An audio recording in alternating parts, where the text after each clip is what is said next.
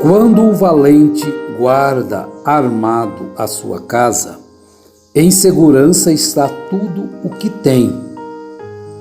Mas sobrevindo outro mais valente do que ele, vence-o.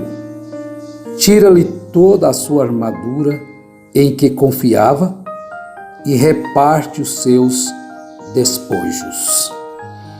Bom dia, amados, preciosos irmãos, eleitos, predestinados, salvos pela graça e limpos pelo poderoso e suficiente sangue de nosso Senhor Jesus Cristo. Que Ele nos abençoe ricamente através de Sua gloriosa palavra, que é a nossa segurança, é a nossa armadura, é a nossa paz, é tudo que nós temos, a palavra de Deus.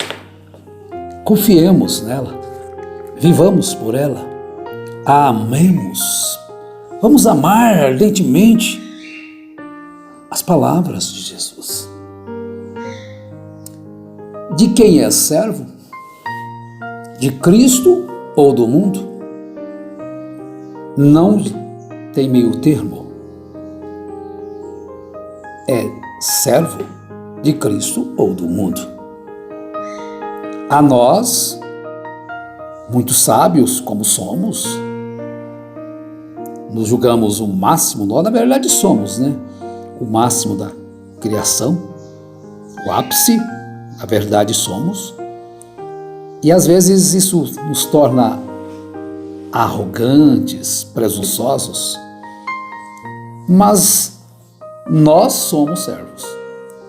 Agora, cabe a mim, a você, a todos nós, descobrirmos de quem estamos sendo servos, de Cristo ou do mundo.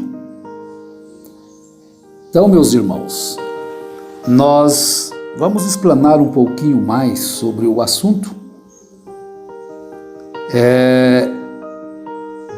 sobre aquilo que me faz feliz é correto,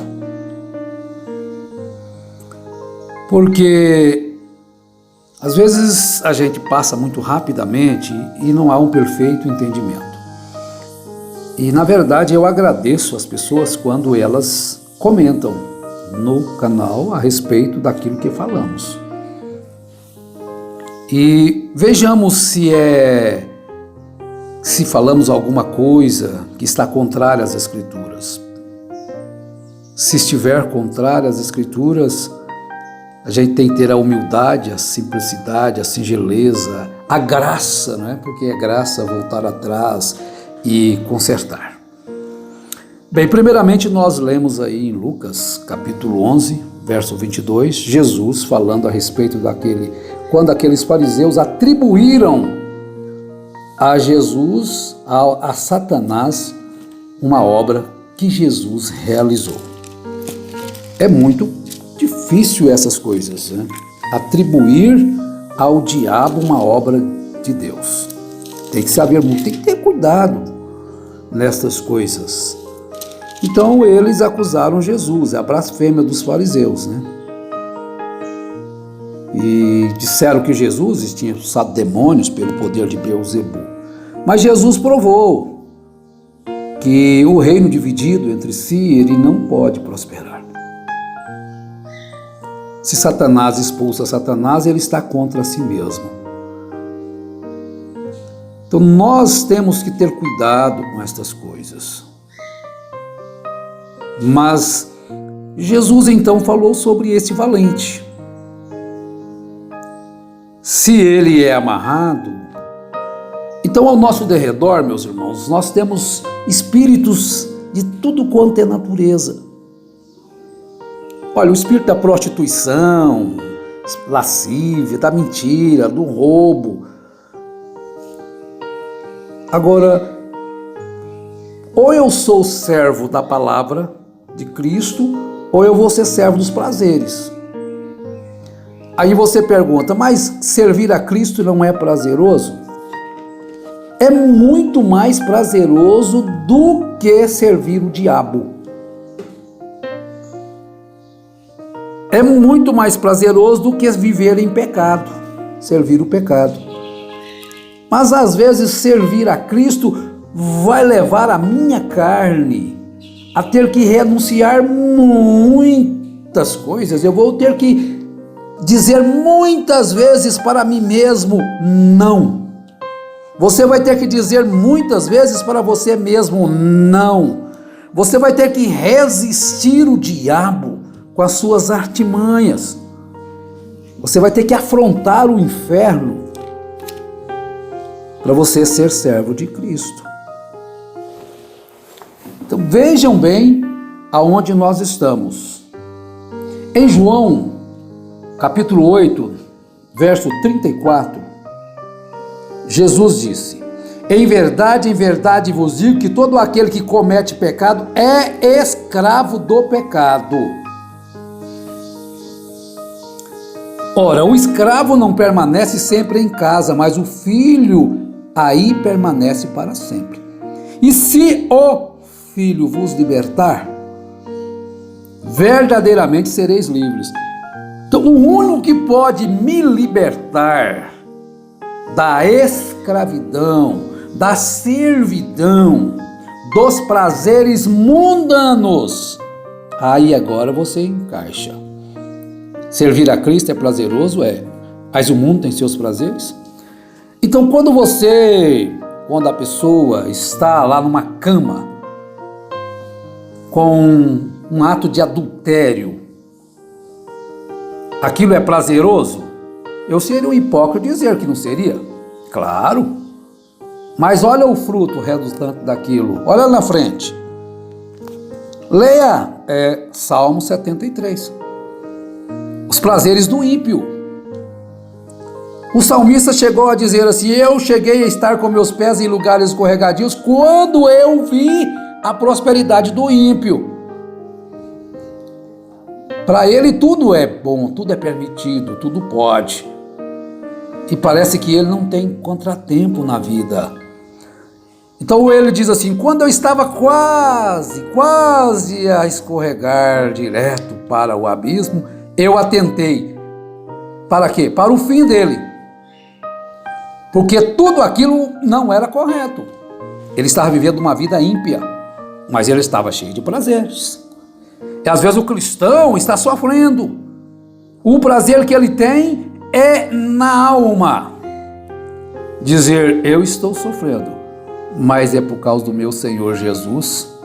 E isso brota uma alegria interna. O cristão não precisa de mentir, de roubar, de prostituir para ser feliz. Ele não precisa de ser milionário, ele não precisa de ser rico, ele não precisa ser remediado, ele precisa ter Cristo. O que é que eu preciso para ser feliz? Disso aqui. Ser liberto por Cristo dos prazeres, dos desejos mundanos. Por quê? Se eu vou cometer pecado, eu vou ser escravo do pecado. Paulo também explica muito bem isto. Romanos capítulo 6. Não sabeis vós que a quem vos oferecerdes por servos para lhe obedecer, sois servos daquele a quem obedeceis, ou do pecado para a morte, ou da obediência para a justiça. Mas graças a Deus, que tendo vós sido escravos do pecado, obedecestes de coração a forma de doutrina que fostes entregues.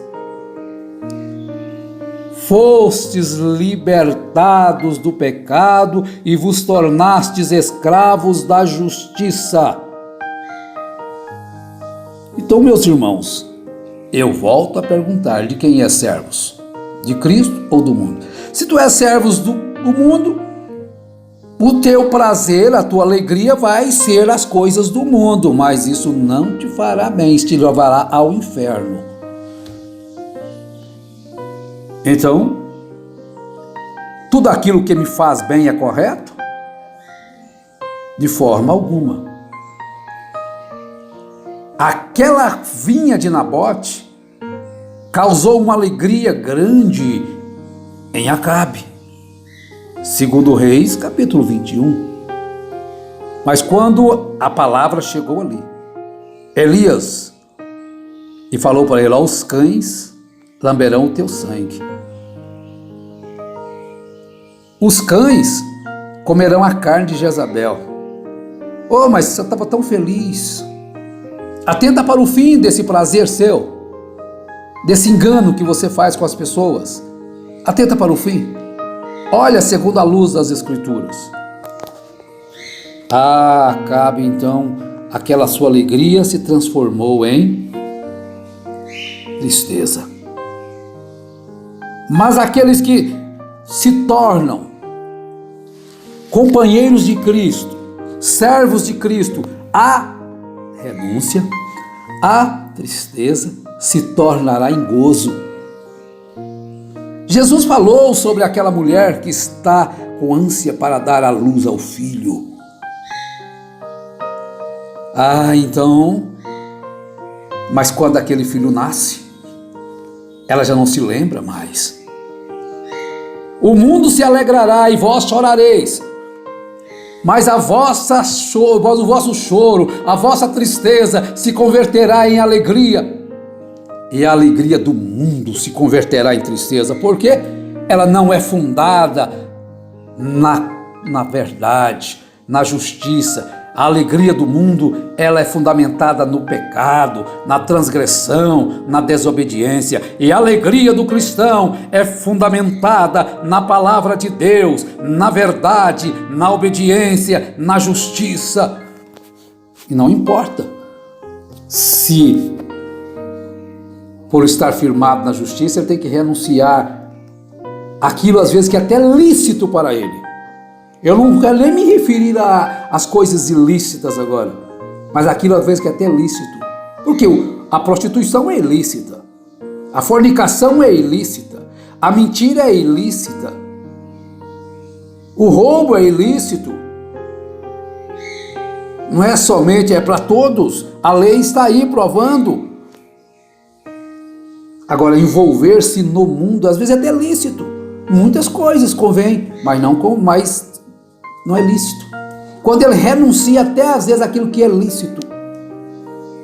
É lícito para você tomar partido? É, mas não convém. Não convém ao que não é servo da política do mundo tomar partido, seja quem for candidato, quem seja partido, não convém.